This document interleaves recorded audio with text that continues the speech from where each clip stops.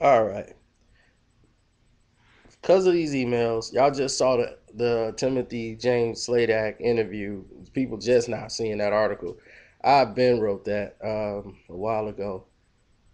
And this is what's going on. The only reason I even attacked that guy's like non-existent in the boxing community. He's just a ardent minion of Manny Pacquiao. So that's all he is. And it's like running around saying that he's the man or whatever. So I don't know. I don't, like he's the guy that's running MP Boxing, Manny Pacquiao's website, but I haven't seen a legitimate publication come to him for interviews about Manny Pacquiao. I mean, where is he in ring? I don't see him on ESPN. I don't hear them. Nobody say, "Well, we got Timothy James Sladak here." I haven't seen any legitimate publications come to him for interviews about the subject. That's like ESPN coming up to do an interview on me about Floyd Mayweather. Now, Carcino.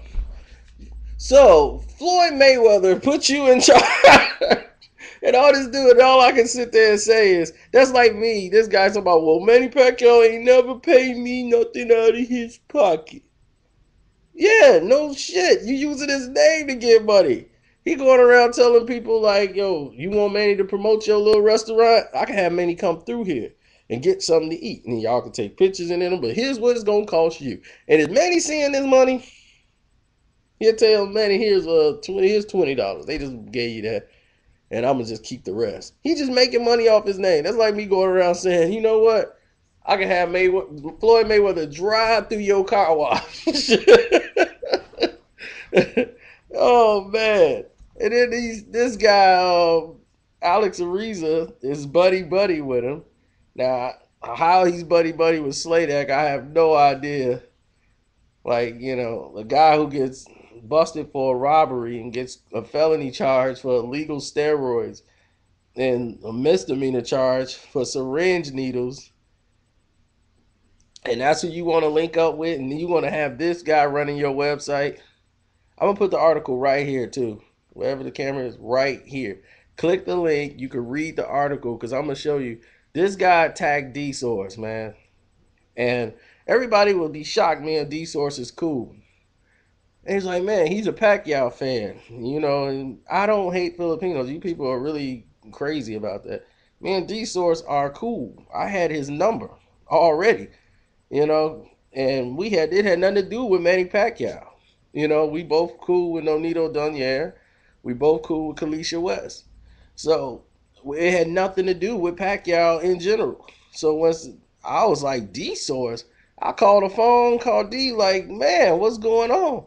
And it had nothing to do with his relation with Benatom. I didn't know none of this at the time. What happened with him and Benatom? I was like, well, that's on y'all. But it's funny that the same situation that he was talking about was the same situation that happened with me in Benetton. You know, I don't deal with like people like that. When you show one face and turn to another face, you know, that tells a lot about your characters. You don't have any, and I don't fare well with those guys. Those type of guys, rather. So anyway, D Source and he gets mad because D Source put out a one little phrase just saying he never heard anybody credible interview this guy. Like, what is his credibility and what does he add to the table for Manny Pacquiao? What do you bring to the table? But the whole thing is, Benatom just want Manny Pacquiao on his site so he can do an interview, so he can get more Filipino hits. That's the only reason he's doing this for is Filipino hits.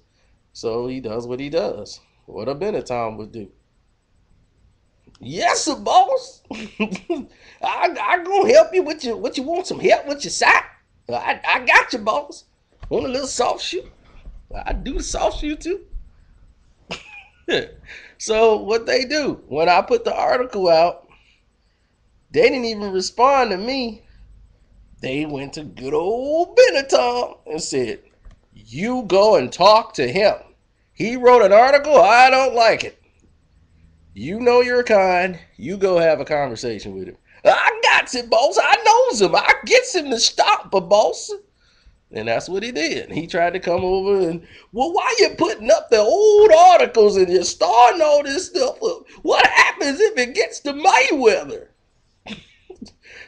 He could put out some inaccurate information. See, you don't want to do that. You got to be careful now. I'm trying to get you around these folks, and then you go doing this. Can you soft shoot? Oh, man. Oh, God. It's sad. It's making me laugh, but it's sad. Because you don't even have to go that route.